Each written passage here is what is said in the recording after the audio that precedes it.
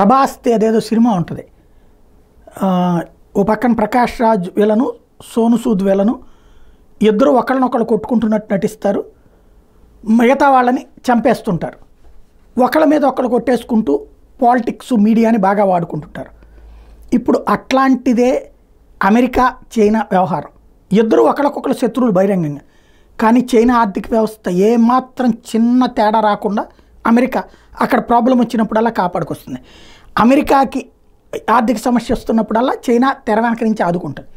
ఈ ఇద్దరికీ కూడా డీస్టెబిలైజ్డ్ ఎకానమీస్ అభివృద్ధి చెందుతున్న దేశాలు ఎస్పెషల్లీ భారత్లో కావాలి. ఎందుకంటే ప్రపంచంలో 195 దేశాల్లో ఉద్యోగాలు చేసేవాళ్ళు మనమే. అంటే మన మ్యాన్ పవర్ అంతగా ఉంది, మన ఇంటెలిజెన్స్ అంతగా ఉంది, మన హార్డ్ వర్కింగ్ నేచర్ అంతగా ఉంది. భారతీయుల హార్డ్ వర్కింగ్ నేచర్ అన్నది ప్రపంచమంతా గమనించి మన మేధోశక్తి వలన ఉద్యోగాలు ఇస్తుంది. ఇక్కడ కనుక భారతీయులు కనుక ఇక్కడ డెవలప్ అయిపోయి ఇక్కడ ఉద్యోగాలు చేస్తే వాళ్ళందరికీ ప్రాబ్లం, ఆయా కంపెనీలకు సమస్య. అలాగని వాళ్ళు ఇక్కడికి వస్తే అసలు అక్కడ ఆర్థిక వ్యవస్థలకే సమస్య. కాబట్టి భారత్ని డీస్టెబిలైజ్ చేస్తే మనకి ఇక్కడ విదేశాల్లో ఉద్యోగం అంటే పండగ, విదేశాల్లో సెటిల్ అయ్యే అవకాశం వచ్చిందంటే హీరోయిజం. కాబట్టి ఈ యాటిట్యూడ్ మనల్ని సైకలాజికల్గా పెట్టారు. అదే సందర్భంలో ఒక కార్పొరేట్ స్టైల్ గేమ్స్ నడుపుతూ ఉంటారు. ఇది అంతా ఈ సోదంతా ఎందుకు చెప్తున్నారు అంటే అసలు పాయింట్ ఉంది.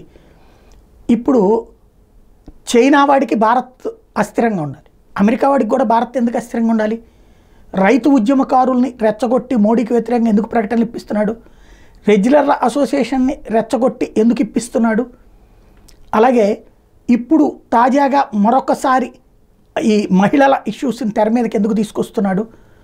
అలాగే ఏదైతే విద్యార్థి ఉద్యమాలను ఎందుకు రెచ్చగొట్టాలని చూస్తున్నాడు? అలాగే ఎన్డీఏ కూటమి భాగస్వామ్య పక్షాలని ఎందుకు అమెరికాకి ఎలుకుతోంది? ఇవన్నీ చూస్తుంటే సంథింగ్ జరుగుతోంది. మోడీని ఒక హసీనా లాగాను, ఒక మయన్మార్లో ఆంగ్ సాన్ సూచీ లాగాను, శ్రీలంకలో అప్పుడున్నటువంటి ఏదైతే రాజపక్సే లాంటి పరిస్థితితో సృష్టించాలని భావిస్తున్నారు. ఏం జరుగుద్దో చూడాలి.